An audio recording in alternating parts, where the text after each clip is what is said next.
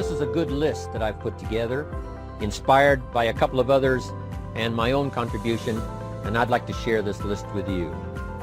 First, learning the power of purpose. A person who has purpose in their life, they have something to go for, some meaning. One writer described it, for some people it becomes a magnificent obsession. And for you and I, maybe it doesn't need to be that dramatic as a magnificent obsession. But it has to be something that does something to us, something that pulls us, especially into the future. You know, there are many influences on us. One is the influence of the past. Some people are always pulled back by the past. Some people are always pulled aside by the distractions. But here's what's powerful. If you have a list of high purpose in your life, it pulls you toward the future. And the more powerful the purpose is, the stronger it pulls. And here's the other great advantage if you have purpose for the future. It pulls you through all kinds of challenges and all kinds of difficulties. If you don't have these strong purposes for the future, it's easy to get swallowed by a bad day. It's easy to be almost annihilated by a poor month. And it's easy sometimes to almost disappear beneath the waves of a year that goes backwards if you don't have something to pull you beyond that year. So if you want something to pull you through all kinds of challenges, all kinds of difficulties and things that come at you, you got to have something on out there, beyond today, beyond next week, beyond next month, beyond this year, that pulls you into the future. And the clearer it is, the stronger it pulls. The more dynamic it is, the more it affects your life, your spirit, your heart, your soul. It also creates imagination. It gets your mind working on how to achieve that purpose. And if your mind will work, and if your heart works, and if your spirit works, and if you have good input, like good ideas, I'm telling you, there isn't anything you can't accomplish. So that's one of the great powers that'll make a variable of you, and that is purpose. Here's the next one, self-confidence. Where does self-confidence come from? And this is the best advice I can give you on that. Not neglecting, first of all, the small daily disciplines. Self-confidence really comes from feeling good about yourself. And one of the best ways to feel good about yourself is at the end of the day to know that you poured it on. You did your best.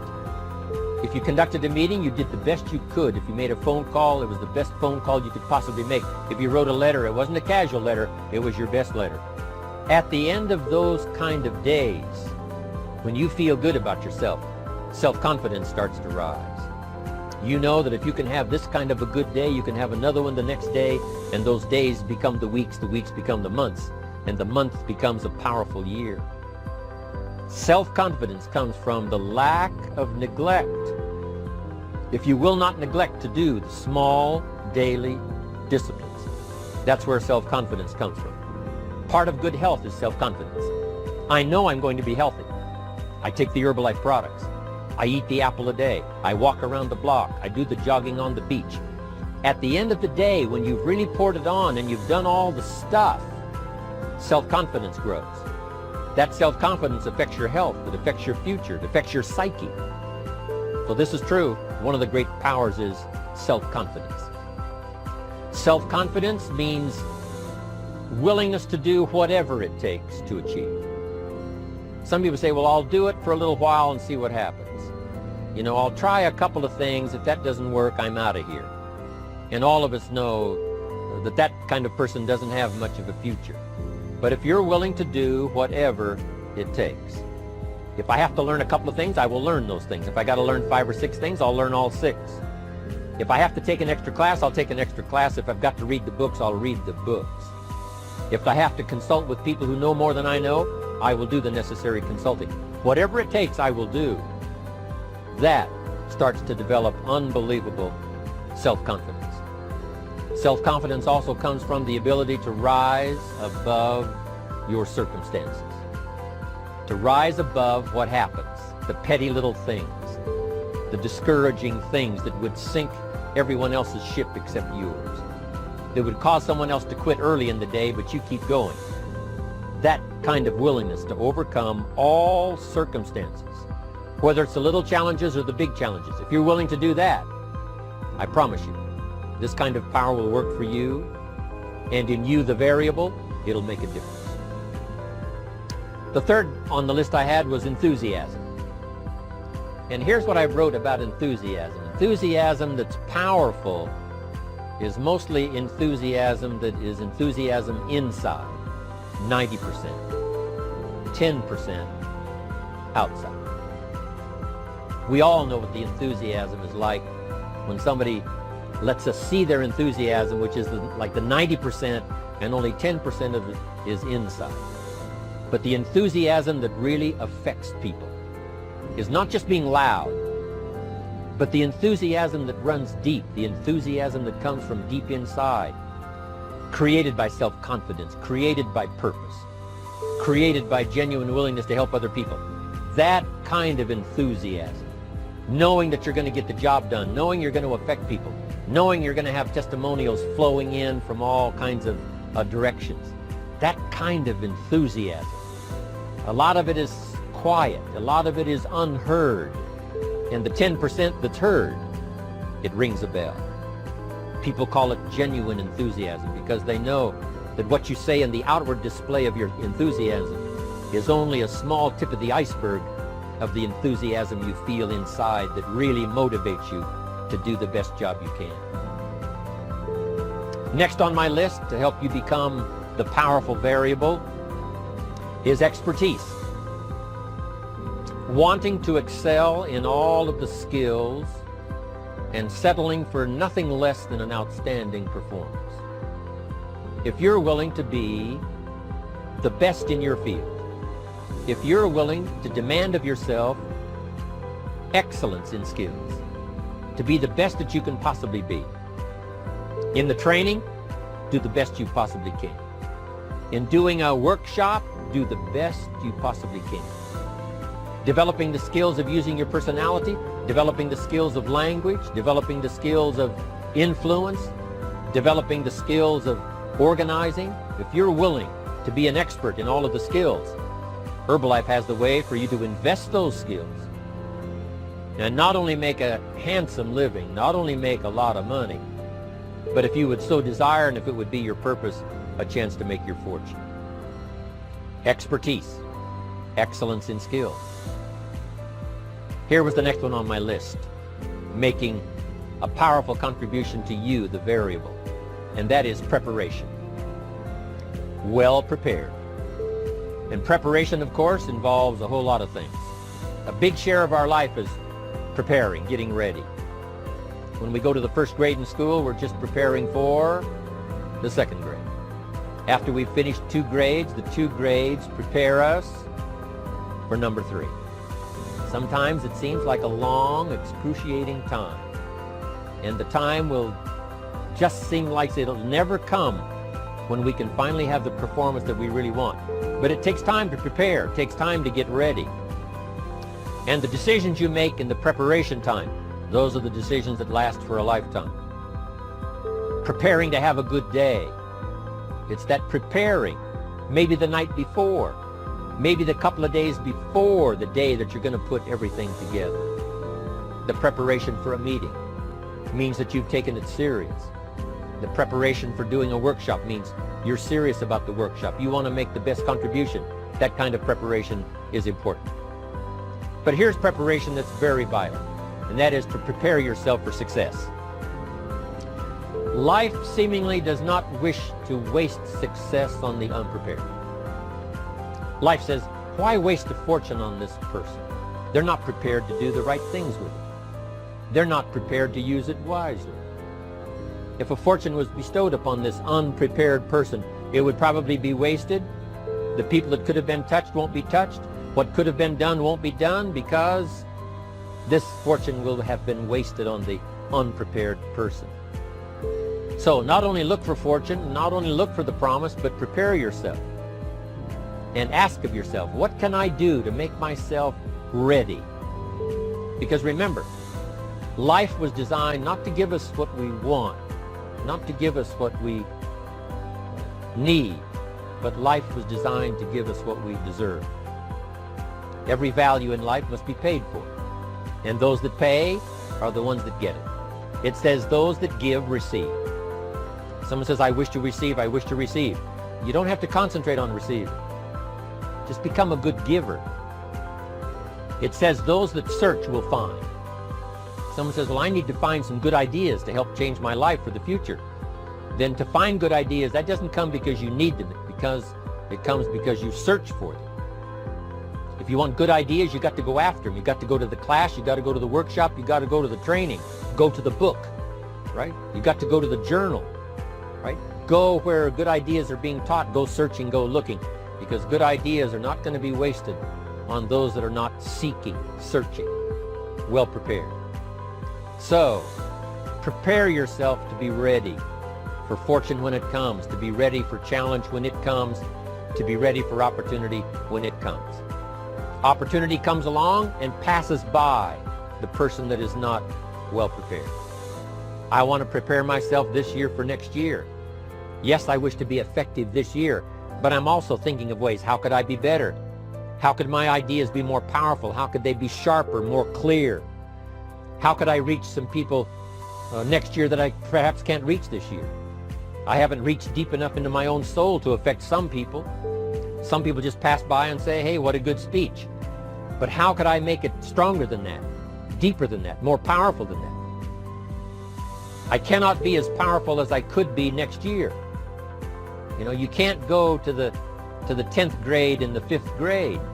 You just got to go through the grades. But the more you are prepared, when the 10th grade finally comes, now you can cash in and get 2 times, 3 times, 5 times more value from it by being prepared. I want to do my best this year for Herbalife, but I also want to get ready for next year, 1999. And then when the year 2000 comes, at the turn of the century, I want to be well equipped by language, by instinct, by temperament, by personality, by influence, to really be valuable the year 2000, 2001, 2, 3, 4, 5. That's my goal. I'm sure it's your goal. Now here's the next one. There's great power in self-reliance. Self-reliance means you simply look mostly to yourself. It would be nice if someone just gave you this, gave you this, gave you this. It would be nice if everyone did their job exactly as they're supposed to do it. But here's what you've got to do. Primarily rely on yourself. Primarily say, I'm the person responsible. And I will learn the necessary skills so that I can help people learn their skills. If I need lots of people to do certain things to build my organization, that is what I must have. But I've got to be the final backstop. I've got to be the final one that people can rely on. So that if this is missed and this is missed, I can catch up. I can fill the gap. I can do the job. We have to do it when we conduct meetings. We have to do it when we conduct training. We have to do it when we're in a class of just a few. What someone might have missed, we're there to fill in. Self-reliance. Primarily, we're learning to count on yourself. So that you can do this, never complain and never explain. Here's the next key power, and that's image. There's many parts to image. The image that others see you as, the image you have with other people. And it's very important how other people see you. If they don't see you as a leader, chances are they won't pay attention. If they don't see you as being in control, chances are they won't have the trust. If they don't see you as knowing where you're going, what you want to accomplish, they probably won't follow. But if people can see you, if you have the image of someone that's in charge, in control of your life, your future, your destiny, in control of the situation, if they see that, that kind of image is powerful. It helps to win the day. It attracts other people. People want to be around people that are in control, that are powerful, but they know how to use their power. Influential, but they know how to use their influence. That kind of image is important. But here's a very important image, and that is your image of yourself. The way you dress, the way you talk, the way you think, your capacity for learning, all of that is an important image that you have of yourself. The image that you have that if it needs to be learned, you could learn it. If there's a book that needs to be mastered, you could master it. If there's a skill that needs to be learned, why couldn't you get busy now and learn that skill? That kind of self-image, that I am continually trying my best to be the best I can. Because one of the most important places you have to look is into the future, yes. You've got to look into the past, yes. You've got to look around, yes. But one of the most important places you have to look is in the mirror. You know, how I appear to other people, that's important. But how I appear to myself is the ultimate importance. That kind of image, to where you'll develop the self-confidence, you'll develop the self-reliance. Now here's another one in my rather short list. The next word is character. Becoming a person of high values, a person of principles, a person of honesty, a person that earns respect. That kind of character. It took character when Mark started to put the marketing system together. How can we have a system that will build in the integrity, that people will know that if this happens, then this will happen. And if this goes wrong, here's the way to fix it. Unless you have the principles and the character and the integrity to put together a viable plan for a wide variety of people, then the system is not going to last very long. And I've been around long enough, and I'm sure you have been around long enough to see a lot of systems that got started, but they failed. And the reason is because they were not constructed with integrity. They were not constructed with character. They were not constructed with doing the right thing. They might have been constructed to take advantage. You know, cash it out as quickly as possible and leave. Mark was involved when others took advantage of him all those years ago before Herbalife. When someone took advantage, didn't have the character, didn't have the principles, and didn't have the character to stay, the character to see it through, the character to do the right thing.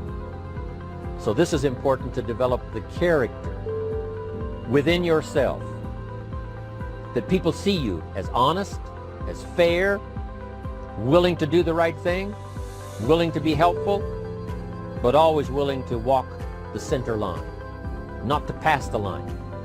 When we come to an opportunity like Herbalife, especially multi-level network marketing, it is so dynamic, it is so powerful, and it is so possible in fortune making that sometimes people want to speed up the process by cutting the corners, by neglecting to do the right things, you know, to cheat a little here, you know, cross the line just a little bit, because then, you know, it'll grow faster and you can cash in quicker.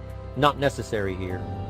Doing Herbalife right will build your fortune longer and stronger than trying to cut the corners and not doing it right. If we'll have the integrity that Mark had when he started it, and keep perpetuating that we will do the right thing by the marketing system, the right thing by a distributor who has a customer and they take care of that customer belongs to that distributor. That kind of integrity in the marketing system, the kind of integrity we have among each other, the kind of character we have to rely on each other, because here's what we cannot do. We cannot do this by ourselves. Mark's got to count on me. I've got to count on Mark. We've got to count on the president's team. The president's team has to count on the chairman's club for advice and counsel. We have to count on the millionaire team, the tabulator team, the world team. We've got to count on the distributor. We've got to count on the distributor giving the right message to the potential customer. We've got to count on the distributor giving wise counsel to the new recruit, teaching them the right way, the Herbalife way, the principled way, the character way. Vitally important. Building and developing your own character. Now here's another one. It's called self-discipline. Self-discipline, all of us have a challenge with that. Because sometimes it's easy, and especially if you're working hard, doing the best you can, it's easy sometimes to let up and let it go. But remember, so many people, especially now that we're as big as we are around the world, are counting on what we do. At home office, they have to be careful. They have to be disciplined. It's easy for the person who ships the product from Herbalife says, oh, well, I'll wait until tomorrow to ship it. And then they go home and sleep like a baby. But the distributor who's waiting for that product doesn't sleep that night, or doesn't sleep when the product doesn't show on time. But if everybody will have the discipline to say, I will do the best job I can. I will make mistakes, of course, because we're all human, but I'll try to remedy those mistakes and do the best job I can. That kind of self-discipline that understands how important your part is in all of the functions that work. Coming to work on the set here, HBN, there's so many people that play a part. And each one of the parts that are played is necessary to put on the broadcast, make it viable, make it real, make it powerful. Any couple of them missing, and it would be a disaster. But all of it put together, and it works like a charm. Each person developing the self-discipline to do their part, do their job. Here's one more, and that is the power of extraordinary performance and demanding of yourself excellent results.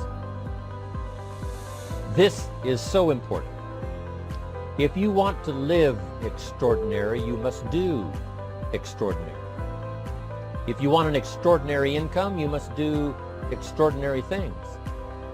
If you want an extraordinary fortune, you must go with the demands of what it takes to have that fortune. Mark has made such a fortune, it's almost beyond comprehension what the numbers really are. But guess what he has the satisfaction of knowing? He earned it all. If he'd have been lax in the performance, Herbalife would not be here these 18 years later. Herbalife would have been a footnote in multi-level history. But because he performed year after year, the 3rd year and the 5th year, and the 7th year and the 10th year, and the 12th year and the 15th year, and now performing well in the 18th year, I'm telling you, that's what makes it such a viable fortune for Mark personally, of course, because he did the job. If we would ask of ourselves that kind of performance, and you've got to ask it of yourself. You know, I can't ask it of you. I would try to inspire you. I would try my best to share with you what it might taste like, what it's like to finally make your fortune. It happened for me. But here's what you must do. You must demand it of yourself. Society does not demand that you not have a heart attack. But if you want to escape having a heart attack, you must demand it of yourself. Society doesn't demand that you take Herbalife and improve your health. You have to demand it of yourself. Society doesn't demand that you jog around the block every morning. But if you want good health, you must demand it of yourself. Society doesn't demand that you read a couple of books a week and improve your intelligence and your knowledge.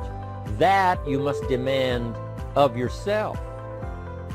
Society does not demand that you build a financial wall around your family nothing can get through. That's not a demand of society.